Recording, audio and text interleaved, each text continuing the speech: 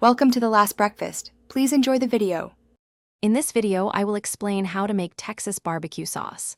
First, combine 1 cup of ketchup, 1/4 cup of apple cider vinegar, and 2 tablespoons of Worcestershire sauce in a saucepan. Next, add 2 tablespoons of brown sugar, 1 teaspoon of chili powder, and a 1/2 teaspoon of garlic powder.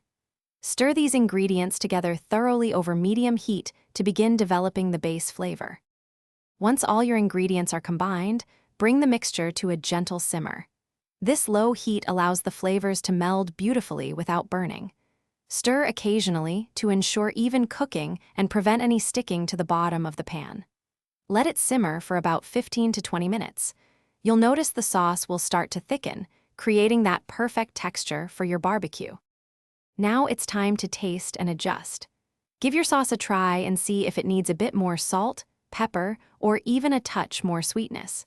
If you want an extra layer of authentic barbecue flavor, a small dash of liquid smoke can work wonders. For those who prefer a super smooth sauce, a quick blend with an immersion blender will achieve that silky texture. Your delicious homemade Texas barbecue sauce is now ready to enjoy. It pairs perfectly with smoked brisket, tender ribs, or grilled chicken.